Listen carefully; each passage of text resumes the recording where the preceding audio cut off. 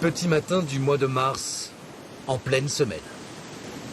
Seuls les habitués se jettent à l'eau. Elle ne dépasse pas les 12 degrés.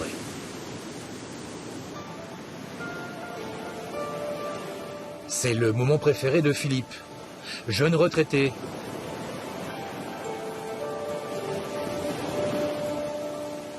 Il surfe tous les jours, surtout l'hiver depuis 45 ans.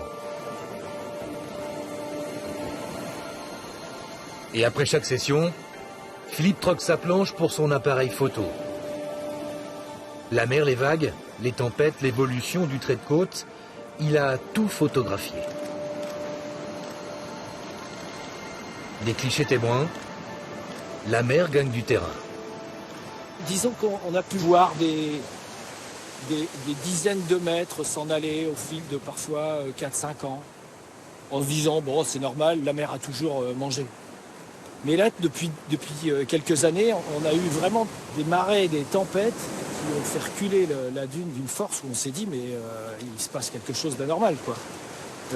Mon souvenir, c'est une session en plein été. On avait du mal à rentrer à pied du spot des Alassins jusqu'au parking de Verbois. Et la dune s'écroulait par pans entiers devant nous. On était à la queue leu leu, les vagues arrivaient comme ça, on était acculés au pied de la dune. Et les morceaux de sable et les morceaux de dune nous tombaient dessus. Et les vagues nous arrivaient là, quoi. On s'est dit, mais on n'a jamais vécu un truc pareil.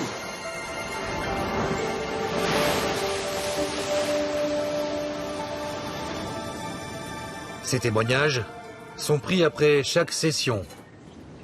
Une vie insulaire tout en images. Captée aussi, surtout, après chaque tempête, là où les dégâts sont les plus spectaculaires. Là, on voit vraiment le blocos qui dépasse et qui est mangé dessous.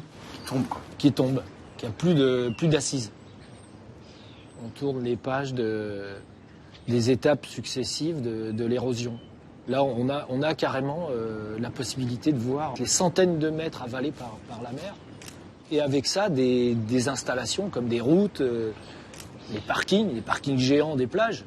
Il y a 3 parkings qui ont été avalés par l'érosion, quoi. Donc là, si on veut vraiment changer les choses, il faut aborder notre contact avec la mer, notre consommation de la plage différemment. Et c'est valable aussi pour les surfeurs. Quand on voit le tableau, routes entières, parkings carrément emportés par la mer, on peut se poser sérieusement une question. L'homme n'a-t-il pas trop joué avec le feu ?